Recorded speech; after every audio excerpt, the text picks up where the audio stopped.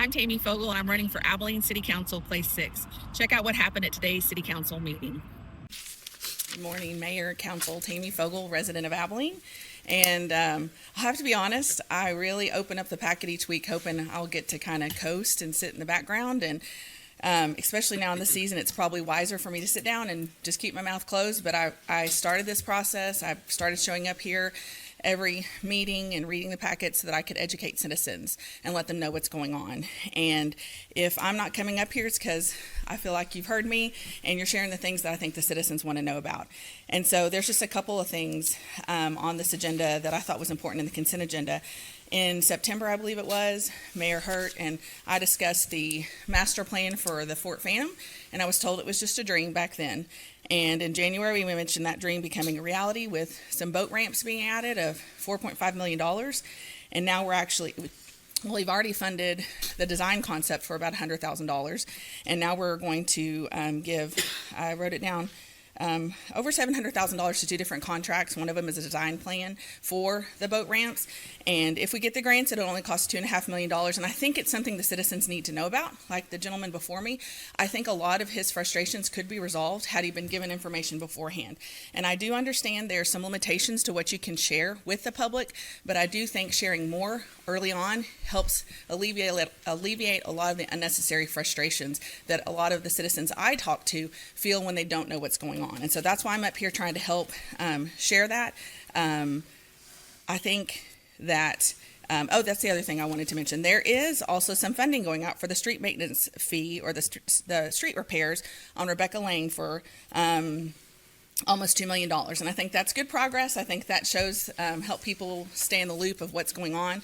And again, I just think that citizens need to know what's going on so they can stay in the loop and be aware of what's happening in our city. And it'll keep a lot of the unnecessary frustrations from having to come to you at this position, because I remember when I started here, I came because I was frustrated about something, and most people who come and speak here are frustrated about something, and so it's a kind of a hostile environment. And as I've done this more and more, I've learned how to engage in a different way, because I think it matters that we have a place to be heard. But the problem is I don't think it's always received that way. And so as citizens come up here, we're wanting to engage with our councilmen and our mayor and our city, and I think it takes a lot of respect to those who come up here and speak in these 3 minutes, because you know how long I've been doing it, and my heart's still racing 90 miles a minute. And there's no reason for that, because I know you guys, you're human, you're most of you are pretty decent to me, and I respect that, but it is intimidating to come up here. And so I appreciate this public comment time so that the citizens can share their concerns and let you know what's going on and what's affecting real people here in our city. So thank you for this time. Tammy Fogel, resident. I know y'all all know what's going on, and I know what's going on, but a lot of times citizens catch one meeting here they don't hear, so repeating information is really helpful, especially when it comes to $27 million that we're taking out for certificates of obligations, which are bonds. And I know $10 million is going to be paid for with property tax, and the $15 million is going to be paid for through the water sewer revenues, which is coming out of people's water sewer bills. So, we have it explained how it is on paper, but it's not. It was mentioned by Councilman Reagan last time, I think, that it will be about $12 million in interest. So that's going to put us, almost to $40 million. And then in debt, and that's principal and interest. I understand that when we're talking about debt service, we're only really talking about the basic minimum fee we have to pay to cover the cost of that debt service. And then also, we're asking on the May 3rd ballot for another $20 million for the airport bond, which I think is a great opportunity, just bad timing.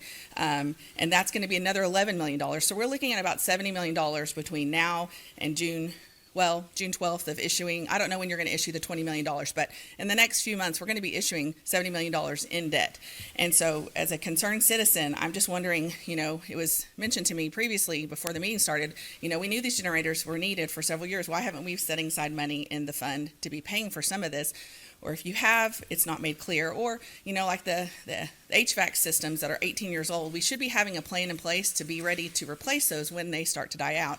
So we're not having to replace things all at one time.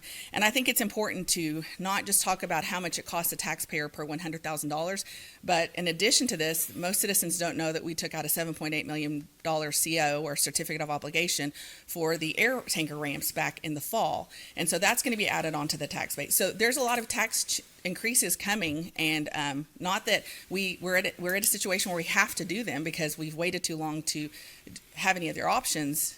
From what it sounds like, what at least I've been told, I just think it's important for the citizens to know the big picture going forward, and I'm thankful for the helpful slides in the packet and those things, but if we can just keep repeating this information so that, again, citizens are like, oh yeah, okay, I know what's going on, that would be the approach I would hope you would want, rather than people being frustrated saying, why haven't I known for the last 6 months that this is what you were doing? And now at the point where I can't really complain to change anything, I'm up here trying to change something, and we don't want citizens to be frustrated. I don't think you do. I know I don't want them to be. And so I just think it's important that we make sure that this information is more accessible. I know it's available on the website, but you have to dig and look and hunt, and I think there's opportunities that the city has to be able to communicate better. So thank you for your time. Remember, Election Day is Saturday, May 3rd, but you can start early voting on April 22nd through the 29th. Vote for Tammy Fogle for Abilene City Council, Place 6.